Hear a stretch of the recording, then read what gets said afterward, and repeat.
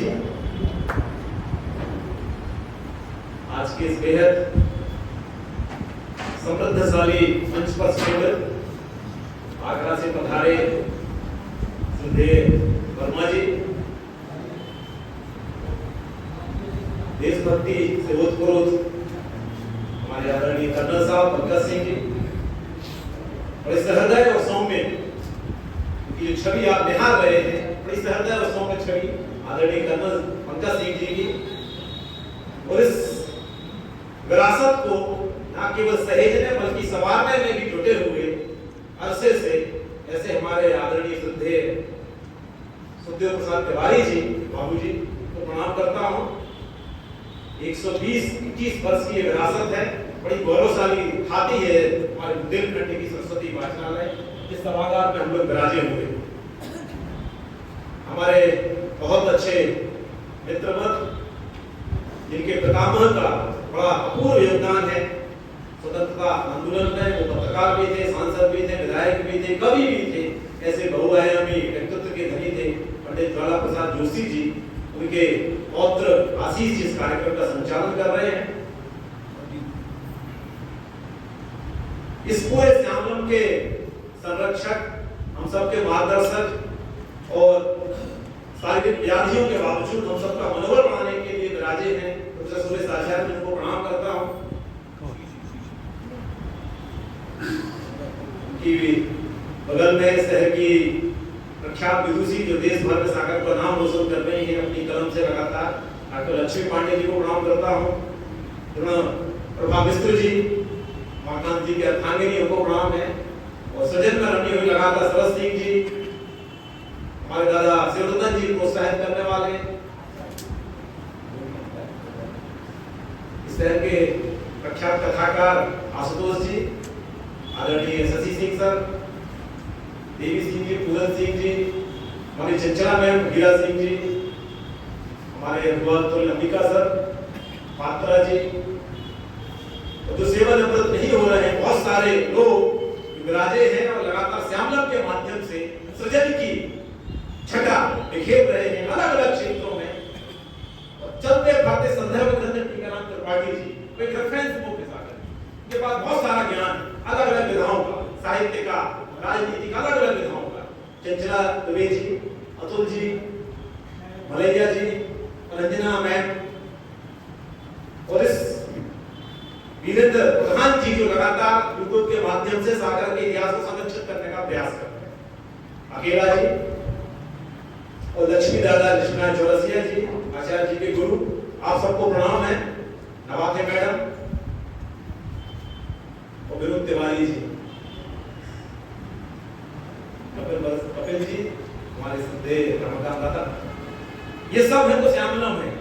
कुंदन पारा सर जी, बात यह है कि आज ये जो पूरी बातचीत है वह वीर रस से उत्प्रोत होनी चाहिए, और वीर रस की जब बात आएगी तो वीरता का स्पंदन मंच पर भी और श्रोताओं में भी कहीं ना कहीं दिखना चाहिए। हमारे दादा अग्निहोत्री जी सागर में बहुत अच्छा संग्रहालय संचालित कर रहे हैं, बुंदेलखंड की पूरी विरासतों को उन्होंने अपने एकल प्रयास से सहेजा हुआ है। वो बहुत ऊंचा काम कर रहे हैं और नई पीढ़ी को से अवगत भी करा रहे हैं। तो मुझे प्रताप बड़े विद्यार्थी जी को पढ़ाता रहा हूं बचपन से, जब से पत्रकारिता का काम किया है। प्रताप के बारे में कुछ पंक्तियों से अपनी बात शुरू करूंगा। छापते थे छलियों के छल का जो राज, आएगा अभिशाप तो स्वागत करेंगे आज। डर था ना तोप का ना तेवरों के, डर था ना तोप के भी तेवरों के ताप का, यही तो प्रताप था प्रताप के प्रताप का।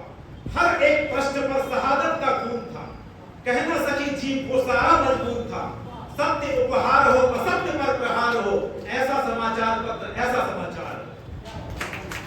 यहां से पत्रकारिता की जो मूल चेतना जागृत करने का काम किया है प्रेस सेंटर विद्यार्थी जी। इस भारत का जो पहला अखबार निकला 29 जनवरी 1780 को जेम्स अब्बास ठेकी ने निकाले अंग्रेज सर्जन में, वो भी ईस्ट इंडिया कंपनी के खिलाफ उसकी करतूतों को उजागर करने के लिए। मैं जब्ती की बात कर रहा हूं, विषय पे आ रहा हूं, कहां से शुरुआत होती है भारतवर्ष में, कैसे साहित्य को अखबार को जब्त किया जाता है। उस हिक्की महान ने बड़ा काम किया और हिक्की ने पहले अंक में लिख दिया था जो सारे साहित्यकारों के लिए, पत्रकारों के लिए वरेण्य है, आदर्श और ध्येय वाक्य है। हिक्की ने क्या लिखा था सुनिए जरा। हिक्की ने कहा था, मैं अपने मन और आत्मा की स्वतंत्रता के लिए इस शरीर को दास बनाना पसंद करूंगा। मैं अपने मन और आत्मा की स्वतंत्रता के लिए इस शरीर को दास बनाना, मुझे बंद कर दीजिए, लेकिन मुझे जो कहना वो कह के रखूंगा। मन की स्वतंत्रता सबसे बड़ी है शरीर की स्वतंत्रता से।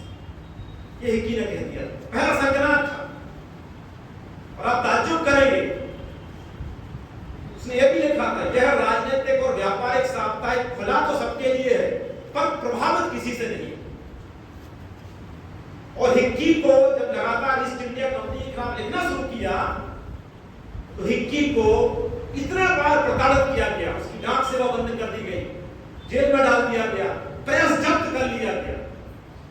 और महज 24 माह बाद 1782 को मार्च में हिक्की का अखबार बंद हो जाता, जब्त कर लिया जाता प्रेस को। जब्त शुदा साहिब की हम बात करेंगे तो पहला प्रेस ही जब्त कर दिया गया। ये भारत के, क्योंकि अभिव्यक्ति की जब आजादी की बात आती है तो कोई भी शासक ये नहीं चाहता कि मुखर तरीके से उसकी आलोचना हो। कोई भी शासक सत्ता तंत्र में, विपक्ष में, कहीं भी कोई भी विचारधारा से जुड़ा हो, वो नहीं चाहता कि मुखरता के साथ उसकी चीजों का प्रतिकार किया जाए, उनके बारे में कुछ कहा जाए, टीका टिप्पणियां की जाए, किसी को नाकाबिले बर्दाश्त है। बुंदेलखंड की तो खून में ही रहा है। जिस बुंदेलखंड की धरा पर हम बैठे उसके बारे में कहा जाता है, आग यहाँ के पानी में, पानीदार यहाँ का पानी, आग यहाँ के पानी। इतनी आग यहाँ के पानी में है अभिव्यक्ति को लेकर कि हमें जो कहना वो कहेंगे। आल्हा के बारे में कहा जाता था, एक को मारे दो मर जाए, तीजों खौफ खाए मर जाए। इतना शौर्य, इतनी वीरता। मुझे खूनी हस्ताक्षर याद आती है गोपाल प्रसाद जी की, बड़ी अच्छी कविता है जो सुभाष चंद्र बोस जी के बारे में लिखी थी। वह खून कहो किस मतलब का जिसमें उबाल का नाम नहीं, वह खून कहो किस मतलब का सके देश के काम नहीं, वह खून कहो किस मतलब का जिसमें जीवन में रवानी है, जो परवश होकर बहता है वह खून नहीं है पानी। आप सब फौज के लोग बैठे हुए हैं देश के लिए समर्पित। तो ये सारी चीजें, और अभी अपने आचार्य जी ने बताया मधुकर साहब बुंदेला पर, हमारे सागर के विख्यात अभिनेता श्रद्धेय गोविंद नामदेव जी ने मधुकर साहब जी पर एक पूरा ग्रंथ लिखा हुआ है। उसका दिल्ली में अमिताभ जी ने उसका प्रमोशन किया था। आचार्य जी भी गए थे सागर से, तो संदर्भ मंचन भी हो जाए, उसके नाटकों का मंचन भी सागर में कई बार हुआ है। तो हम लोग आहिस्ता आहिस्ता, ये बिल्कुल सत्य बात है कि इतिहास को जैसे संरक्षित करना चाहिए, जिस प्रामाणिकता के साथ, जिस निष्पक्षता के साथ, जिस धीरता के साथ, उस मामले में हम लोग बिल्कुल कमजोर हैं। और ये जो ग्रंथ आपने देखेंगे, ये जो ग्रंथ है, इसका जितना सुंदर कथ्य है उतना ही सुंदर कलेवर भी है। ये जो उमाकांत भाई साहब ने दिया, तो मैंने कहा आपने एक सौगात दे दी, वरदान दे दिया। उसको देख के इसका कवर पेज देखिए, कहां से आवरण पृष्ठ बनाया है दुर्गादास पांडे जी ने। ये पुस्तक की बात करते हैं, इस पूरे आवरण पृष्ठ में मुखरित हो रहा है कि भीतर है क्या। कहते हैं लिफाफा देखकर खत का मजमून भाप लेना, वो सारी चीजें आपको इसमें एक झलक में दिख जाएंगी। तो बड़ा ऐसा काम जिसमें विद्या वाचस्पति की उपाधि मिल जाए, इतना एक एक बात को इतने करीने से, इतने सिलसिलेवार तरीके से नाटक जब्त हुए, कहानियां जब्त हुई, अखबार जब्त हुए, उपन्यास जब्त हुए, आत्मकथाएं जब्त हुई, क्या क्या जब्त, कविताएं जब्त हुई, सब कुछ जब्त कर लिया जाता है। लेकिन कहते वो गीत है बड़ा अच्छा कि जब जब प्यार पर पहरा हुआ है, प्यार और भी गहरा गहरा हुआ है। तो जैसे जैसे उसको जब्त किया जाता था, उतनी ही ताकत से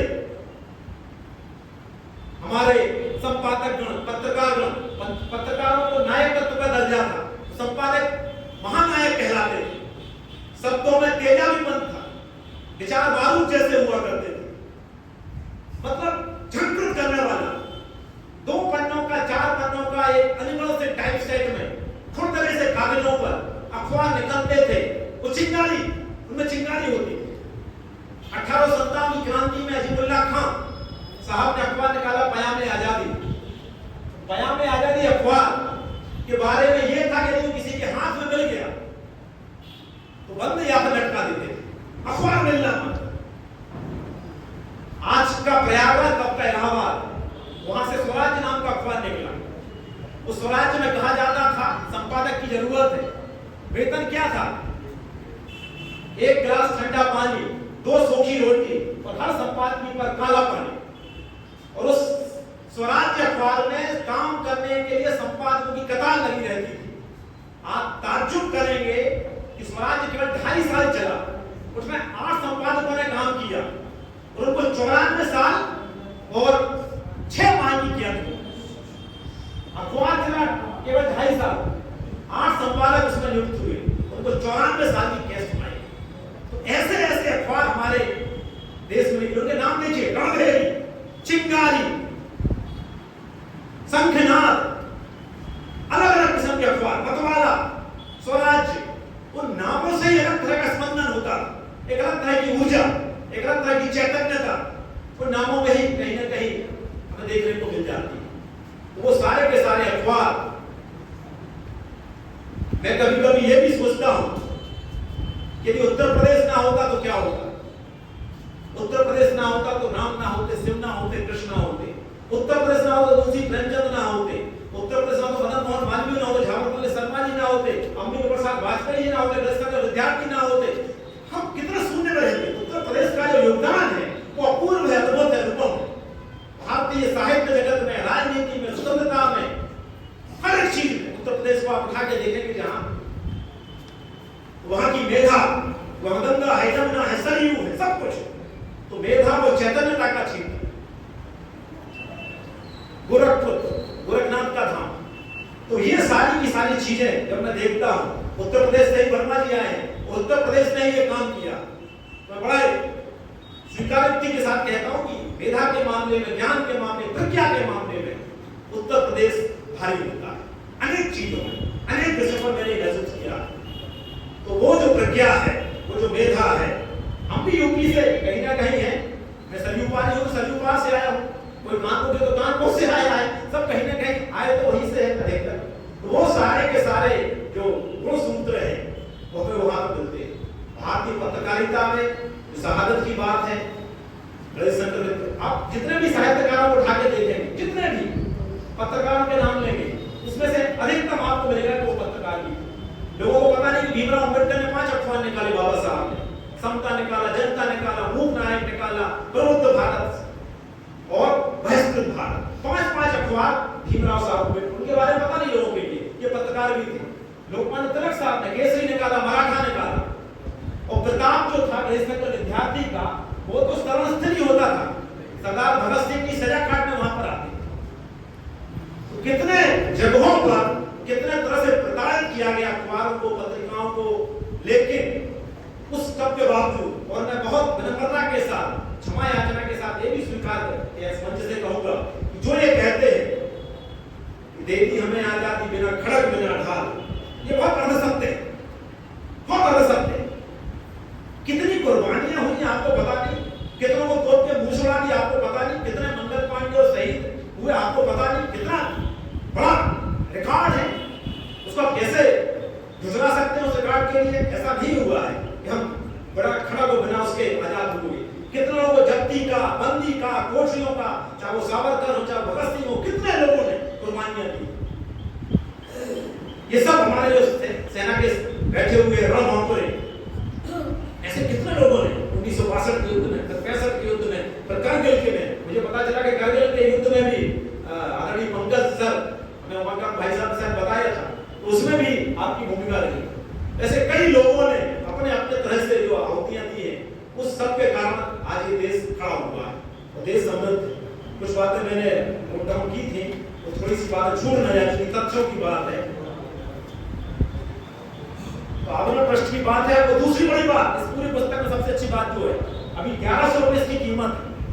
पुस्तक की बात इसलिए करना जरूरी है कि क्या मध्य प्रदेश ऐसा कोई काम करेगा? क्या मध्य प्रदेश सरकार, मध्य प्रदेश के नुमाइंदों तक ये बात पहुंचेगी कि इस तरह का संदर्भ, इस तरह का प्रमाणिक काम हमारी तरफ से भी हो, हमारी ओर से भी हो? 1100 रुपए की पुस्तक, 100 रुपए का मूल्य, ऐसा लगता है इसे वरदान दे दिया।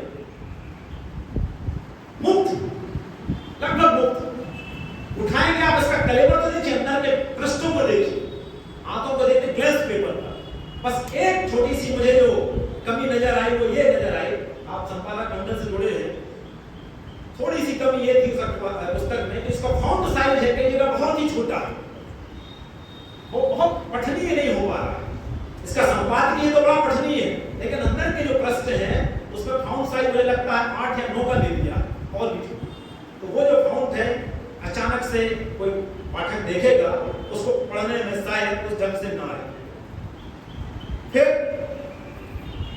जब हम इतिहास की बात करते हैं तो हम गौरव से भर जाते हैं, अभिमान से भर जाते हैं।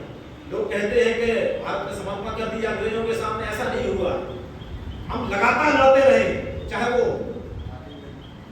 मुगल काल में महाराणा प्रताप से लेकर शिवाजी तक लगातार लड़ते रहे और ब्रिटिश हुकूमत के खिलाफ भी लगातार लड़ते रहे। प्रतिकार खूब किया भारत लोगों ने, उस प्रतिकार को उस ढंग से हम जस्टिफाई नहीं कर पाए, लोगों तक पहुंचा नहीं पाए। ये कहीं ना कहीं हमारी एक कमी हो सकती है, और उस कमी को दूर करने का जो बहुत सुंदर काम किया है ये उत्तर प्रदेश सरकार ने किया है। उत्तर प्रदेश सरकार इस समय हर एक मोर्चे पर, आप उत्तर प्रदेश सरकार की तरफ से आए हैं तो मैं आपको ये बताऊं कि हर एक मोर्चे पर हम लोग देख रहे हैं इतिहास को संरक्षित करने में, चाहे वो विकास की बात कर रहे हो, हर एक चीज पर बड़ा सुंदर काम उस समय वहां पर हो रहा है। हमारे संपादकाचार्य बाबूलाल विष्णु पराणकर जिन्होंने आज अखबार निकाला, कहां से? महामना मदन मोहन मालवीय जी।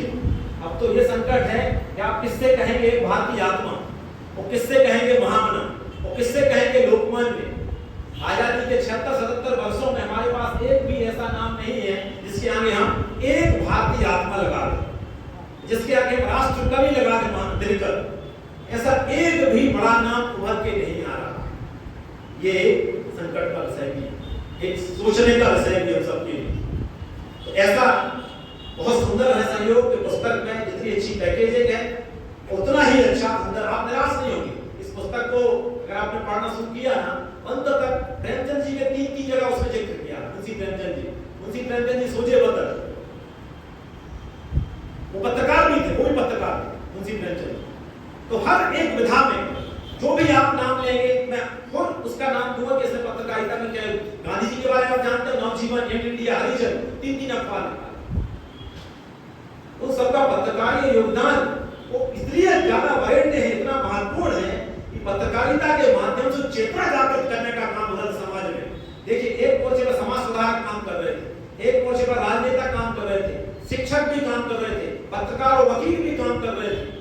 सारे लोगों का एक साथ जो समुच्चय बना है, वही उसी से मिलकर हमें आजादी हासिल हुई। जब्ती जितने बार चीजों को जब्त किया गया, जितने बार, उतनी ही प्रखरता के साथ इस कर्मवीर के लिए आप बात कर रहे थे, दादा माखनलाल चतुर्वेदी का कर्मवीर, आप ताज्जुब करेंगे 64 बार उस कर्मवीर की तलाशी में छापा हुआ है, 64 बार।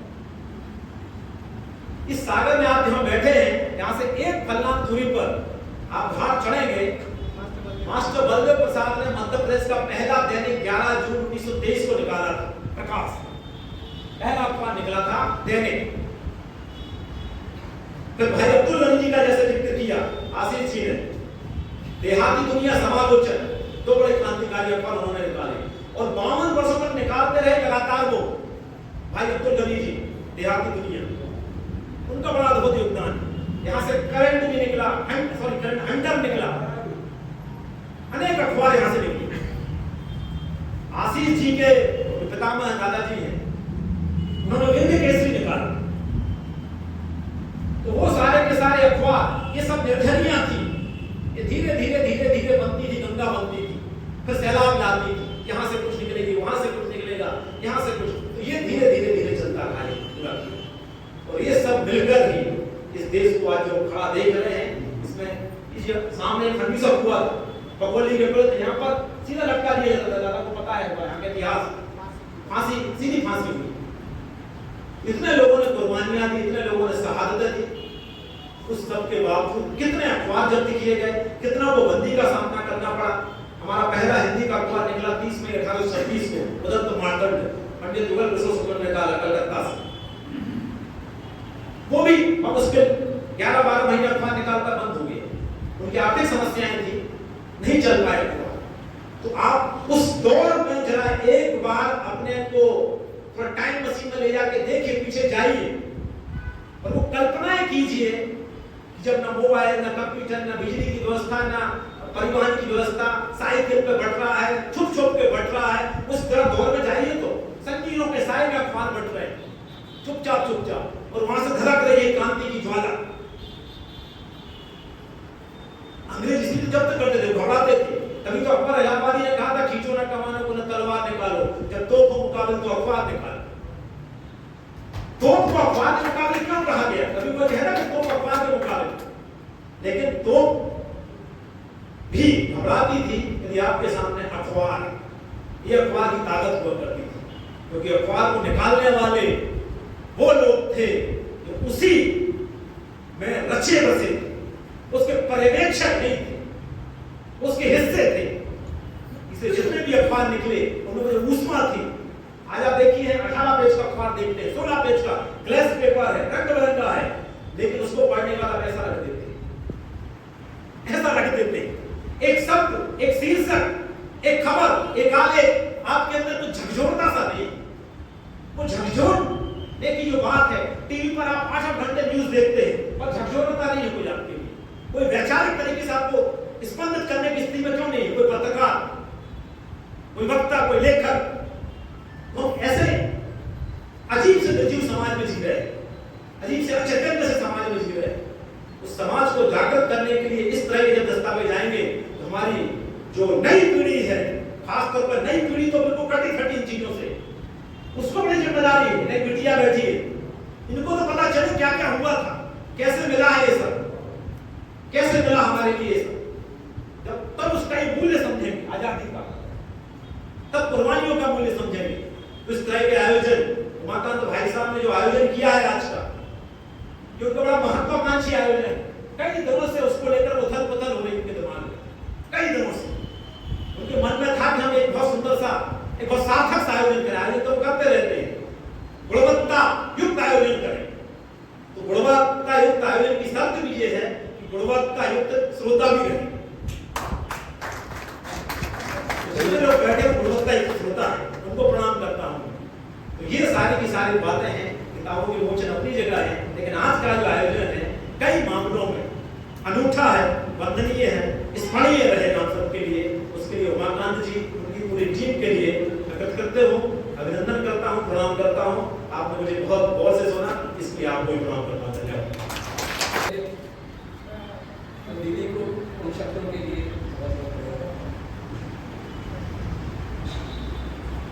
माँ सरस्वती के उपासकों,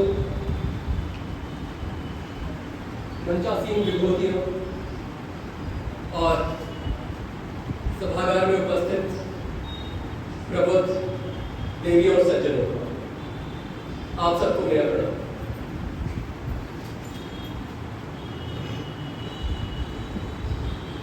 आज माननीय वक्ताओं के ज्ञान के अथाह सागर से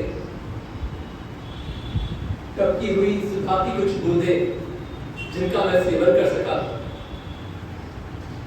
मैं कृतार्थ हो गया।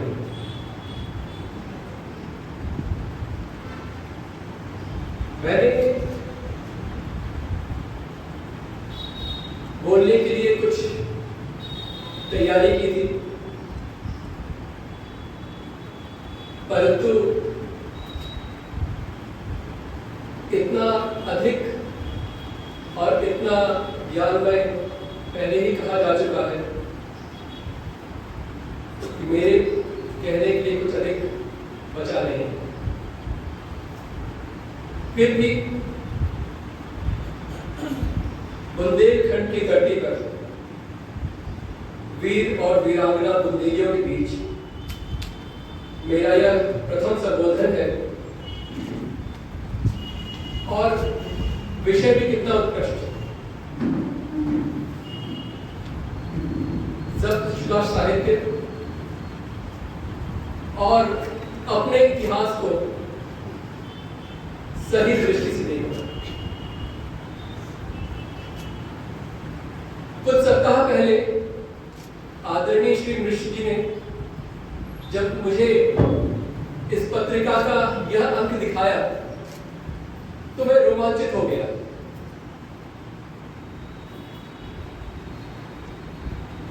जब्तशुदा साहित्य के मैंने काफी छुटपुट पढ़ा था, विभिन्न प्रकाशनों में अलग अलग, परंतु इतना शोध करने के उपरांत उसको संपादित कर, उसके ऊपर लेख लिखकर उसको इस रूप में प्रकाशित करना, यह बहुत बड़ी राष्ट्र सेवा है।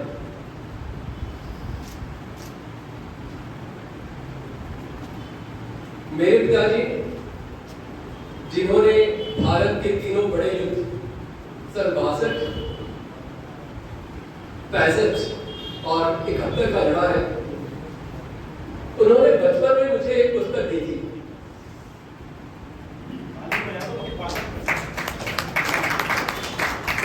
युद्ध दृष्टा भगत सिंह और उनके मृत्युंजय पुरखे, युद्ध दृष्टा भगत सिंह और उनके मृत्युंजय पुरखे। इस पुस्तक को पढ़कर मेरा भगत सिंह जी के पत्रों और दस्तावेजों से प्रथम साक्षात्कार हुआ, और उसके बाद तो बाढ़ ही आ गई। शचीन्द्रनाथ सान्याल जी का बंदी जीवन, वीर सावरकर का काला पानी, राम प्रसाद बिस्मिल का गोरखपुर जेल में फांसी के कुछ दिन पहले तक लिखी हुई उनकी आत्मकथा, शायद ये संसार की अकेली ऐसी आत्मकथा होगी जो जीवन के अंत तक लिखी गई है। श्री कृष्ण सरल जी, जिनको जीवित बलिदानी भी कहते हैं, उनके द्वारा लिखा हुआ क्रांतिकारी कोश 5 भाग।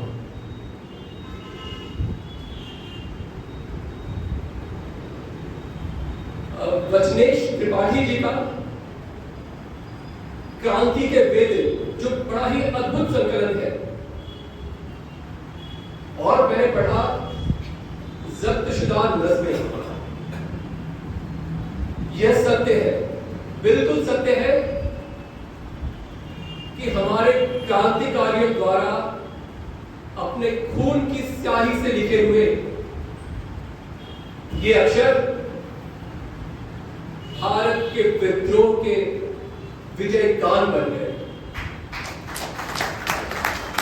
और इनके पिस्तौल की गोली की धमक इस जब्तशुदा साहित्य के पन्नों पर अभी भी सुनाई पड़ती है।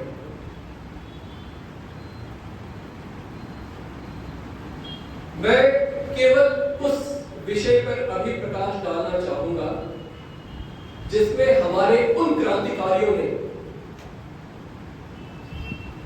जिन्होंने बम और पिस्तौलों के साथ क्रांति की लड़ाई लड़ी, और उन्होंने जो साहित्य लिखा उसके ऊपर। राम प्रसाद बिस्मिल जी की एक नज्म है,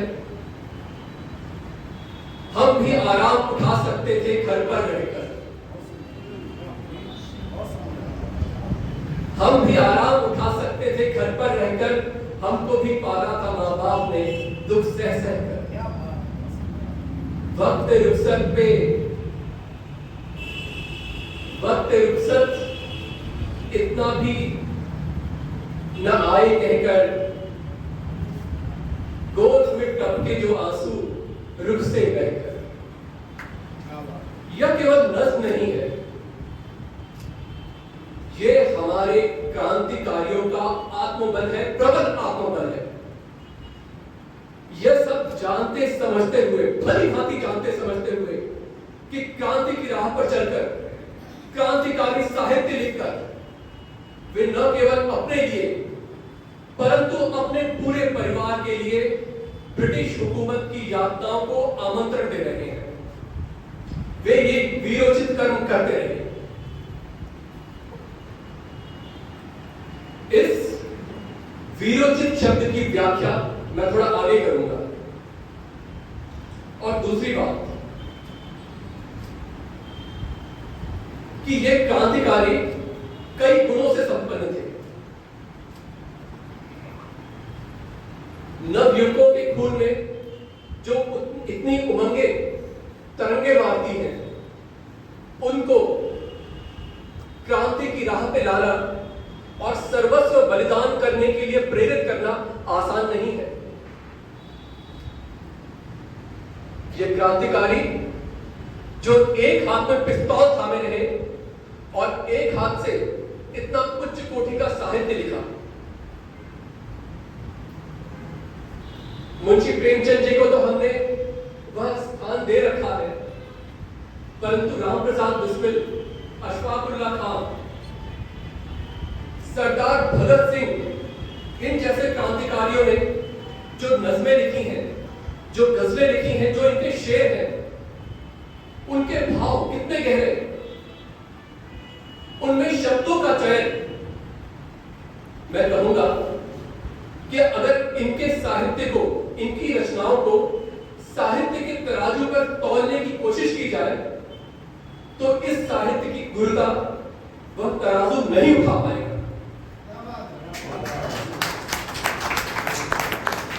और तीसरी बात कि हम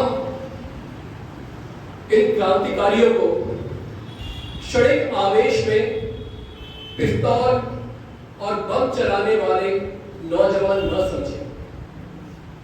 हम वो गलती न करें जो असहयोग आंदोलन के या अहिंसात्मक आंदोलन के कुछ नेताओं ने की थी। वे तो आत्मज्ञानी थे, आत्मनिर्लिप्त थे, उनका बौद्धिक और आध्यात्मिक स्तर बहुत ऊंचा था। त्याग की प्रतिमूर्ति किसे कहते हैं, ये मैं एक उदाहरण दूंगा। क्रांतिकारी महावीर सिंह जी ने अपने पिताजी को पत्र लिखकर क्रांति की राह पर जाने की अनुमति मांगी। वह राह जहां पर कांटे थे, तपन थी, जख्म थे और उसका गंतव्य था फांसी का फंदा। और पिता ने अपने आदर्शों के अनुरूप अपने बेटे को वह अनुमति दे दी, अपने सुत को वह अनुमति दे दी। इस त्याग को मैंने 2 पंक्तियों में व्यक्त किया है। स्वातंत्र यज्ञ संपन्न न होगा, स्वातंत्र यज्ञ संपन्न न होगा, केवल उच्चारण कर मंत्रों की देनी होगी आहुति, किसी को तो अपने सुत की देनी होगी आहुति, किसी को तो अपने सुत की। और इन्हीं सुतों की आहुतियों के कारण हम स्वतंत्रता का सवेरा देख सके।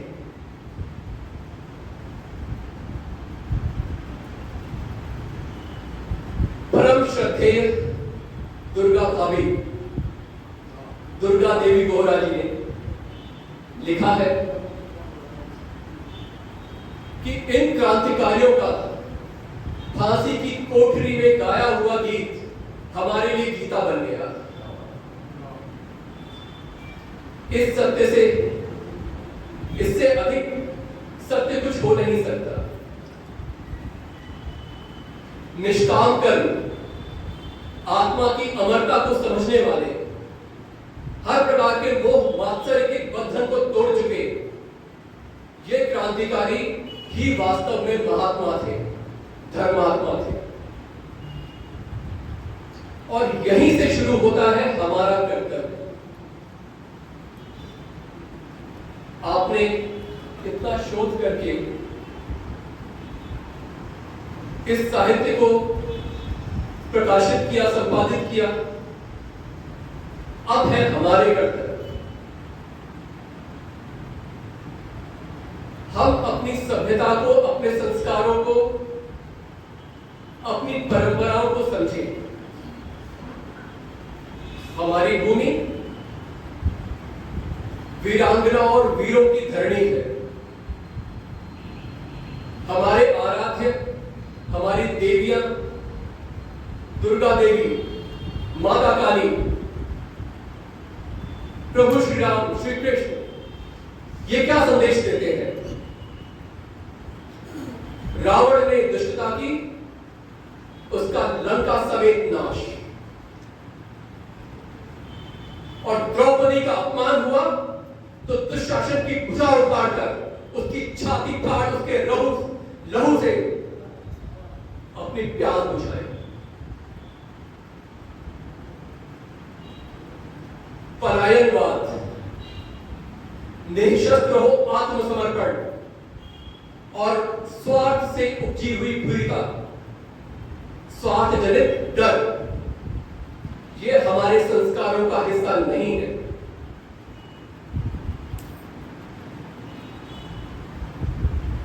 गुरु गोविंद सिंह जी ने अपनी रचना चंडी चरित्र में लिखा है, ते ही शिवा पर मोही है, शुभ कर्मण से कभी न डरो। देहु शिवा पर मोही है, शुभ कर्मण से कभी न डरो। न डरो अरि से जब जाय नरो, न डरो अरि से जब जाय नरो, निश्चय कर अपनी जीत करो। और आगे लिखा है, जब आओ की आन अवध अति हुई, रनों में तब मैं जूझ मरूं। जब आओ की आन अवध अति हो, रन में तब मैं जूझ मरूं। और यही है वीरोचित शब्द की परिभाषा। अपनी आन के लिए संघर्ष करना और जरूरत पड़े तो अपने प्राणों को अर्पित कर देना। हमारे ये क्रांतिकारी सच्चे अर्थों में गुरु गोविंद सिंह जी के अनुयायी थे। वे उनकी तरह संत थे, सैनिक थे, उनकी तरह महान संगठनकर्ता थे और उनमें अद्भुत नेतृत्व क्षमता थी। और यही संस्कार हमें अपने युवाओं तक ले जाना है। हमें अपने युवाओं को बताना है कि वे अपने आदर्श, अपने प्रेरणा पुरुष बहुत ध्यान से चुने। हमारे देश के सच्चे धर्मात्माओं से हमें अपने युवाओं का परिचय कराना है, ये हमारा कर्तव्य है। यदि हमने उन्हें अपने स्कूलों की पाठ्य पुस्तक में बरसे हुए झूठ के सहारे छोड़ दिया तो हमारा सारा परिश्रम निष्फल हो जाएगा। हमें अपने युवाओं को इस सत्य से अवगत कराना है कि असली अनशन, असली भूख हड़ताल 116 दिन की थी, जो महामानव भगत सिंह जी ने जेल की यातनाओं के बीच की थी।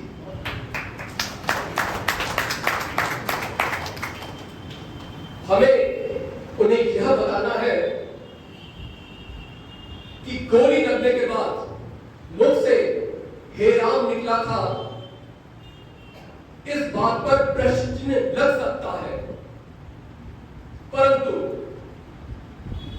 इस सत्य पर कोई आक्षेप नहीं कर सकता कि ठाकुर रोशन सिंह ने वेद मंत्रों का जाप करते हुए, ओम का जयघोष करते हुए फांसी के फंदे को चूमा और अपने हाथों से उस पर लटक गए।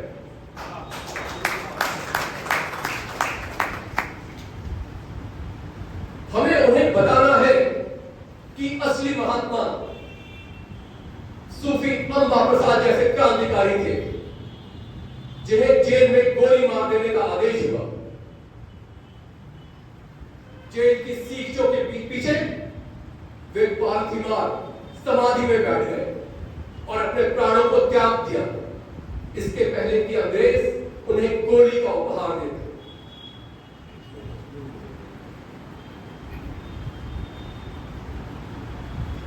जो जीता वही सिकंदर, यह कालिक हमारे मुख पर बहुत पोती गई है। इस वाक्य को बच्चा बच्चा स्कूल में, चलचित्रों में, टीवी में आते हुए डिबेट में बोल रहा है, जबकि सत्य यह है कि पोरस अर्थात महाराज पुरुषोत्तम ने सिकंदर को बुरी तरह परास्त करके भगा दिया। देवियों और सज्जनों, हमें कमजोर, पौरुषहीन और कायर भारत की छवि मिटानी है। हमें अपने युवाओं को यह बार बार बताना पड़ेगा कि शास्त्र, संस्कृति और स्वाभिमान तब तक रक्षित नहीं होते जब तक धर्म के हाथों में शस्त्र सुसज्जित नहीं होते। जब तक धर्म के हाथों में शस्त्र सुसज्जित नहीं होते।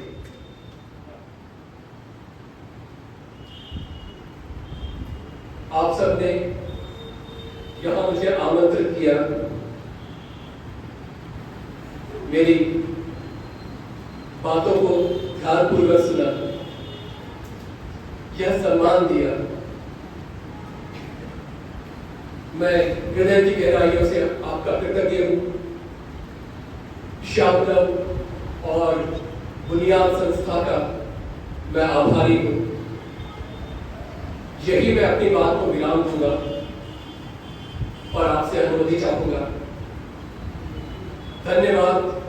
वंदे मातरम। जय हिंद।